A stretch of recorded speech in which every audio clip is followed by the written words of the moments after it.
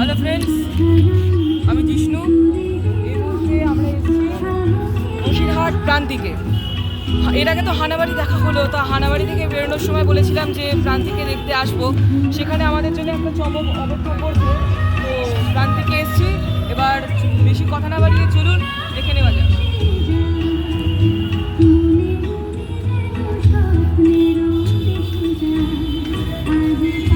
একদম সামনেই দেখতে পাবেন, একদম মানে সামনে বলতে একদম উপরে মহাদেবের একটি সুন্দর মূর্তি বসানো হয়েছে। এটা দেখতে খুবই সুন্দর লাগছে, আর দুদিকে দুটো ছোট মহাদেবের মন্দিরও বানানো হয়েছে।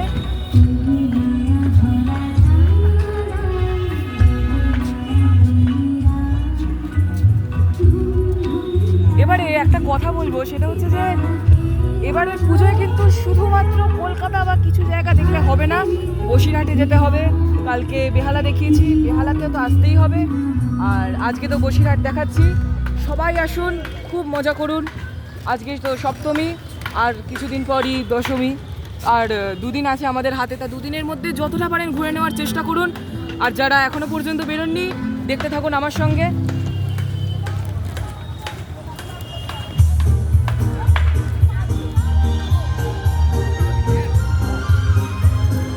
এই মুহূর্তে এবার আমরা মূল মণ্ডপে প্রবেশ করতে চলেছি। উপরটা একটু দেখাতে বলবো। মন্দিরে ঢুকে যাচ্ছি আমরা, বন্ধ কর।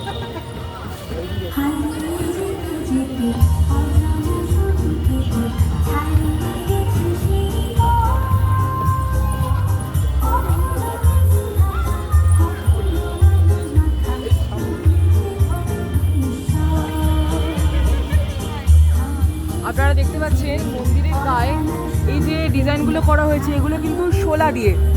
আজকালকার দিনে শিল্পীরা যে শুধুমাত্র মানে কি বলবো, শুধু মাটির কাজটাই যে প্রেফার করেন সেটা কিন্তু না। আজকালকার দিনে কিন্তু অনেক রকম জিনিস দিয়ে আজকালকার ডিজাইনগুলো করা হয়। তার মধ্যে অন্যতম হচ্ছে শোলা।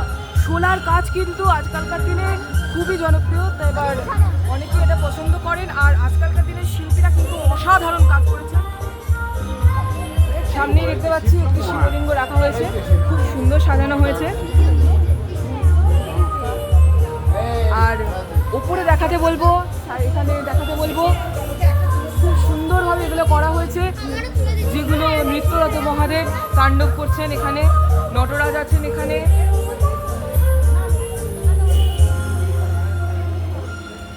এইগুলোর বিষয় একটু বলে রাখি। এই যে আপনারা হয়তো দেখে বুঝতে পারছেন যে মহাদেবের মূর্তিটা একটু বাইরে করা হয়েছে, এইটা কিন্তু খুবই ভালো লাগে দেখতে। এগুলো মাটি দিয়েই করা, যতদূর মনে হচ্ছে দূর থেকে দেখে এটা মাটি দিয়েই করা, মানে ফ্রেমের ওপর বা কোনো একটা সারফেসের ওপর এগুলো মেনলি করা হয়, মাটির ওপর দিয়ে করা হয় সেগুলো। এবার চলুন আর কথা না বাড়িয়ে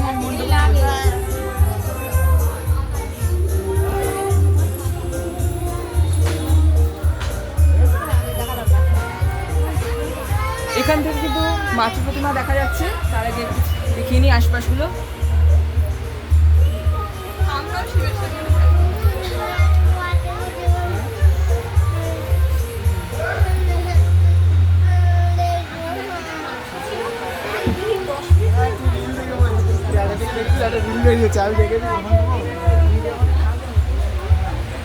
এবার এখান থেকে প্রতিমা দর্শন করা যাচ্ছে।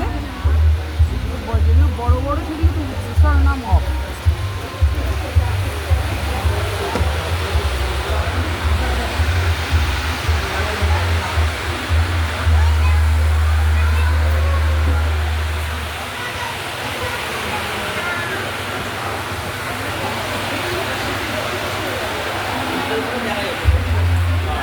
অসাধারণ মাতৃ প্রতিমা, একবার দেখাতে বলবো। অসাধারণ, সত্যি অভূতপূর্ব।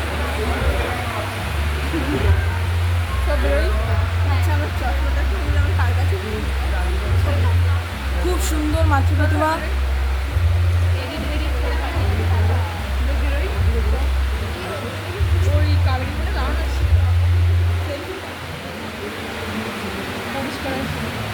এখানে এসে তো খুবই ভালো লাগছে। তো চলুন এবার কারোর থেকে জিজ্ঞেস করে নেওয়া যাক যে কার কেমন লাগছে। বলছি, এখানে ঠাকুর দেখে আসলে আপনার কেমন লাগে? এখানে কি প্রতি বছরই কিছু না কিছু চমক থাকে? আমরা নবদ্বীপে দেখতে এসেছি বাবা, আমি এই ও আচ্ছা আচ্ছা, তো এটা ওনার প্রথম বছর, তা আশা করি এই বছর যা চমক দেখালো আমাদের প্রান্তিক, এরপরে উনি আবার আসবেন এখানে। বলছি এখানে ঠাকুর দেখে কেমন লাগবে? ভীষণ ভালো লাগছে। খুব ভালো। হ্যাঁ, এর আগে কি আপনি হানাবাড়িতে দেখে এসছেন? না না, ওখানে এখনো যাওয়া হয়নি। আচ্ছা,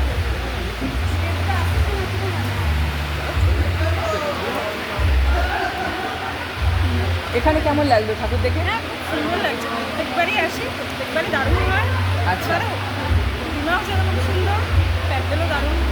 তাহলে কিন্তু বোঝাই যাচ্ছে যে প্রান্তিক কিন্তু প্রত্যেক বছর কিছু না কিছু চমক রাখেই। আগের বার কি এসেছিলেন?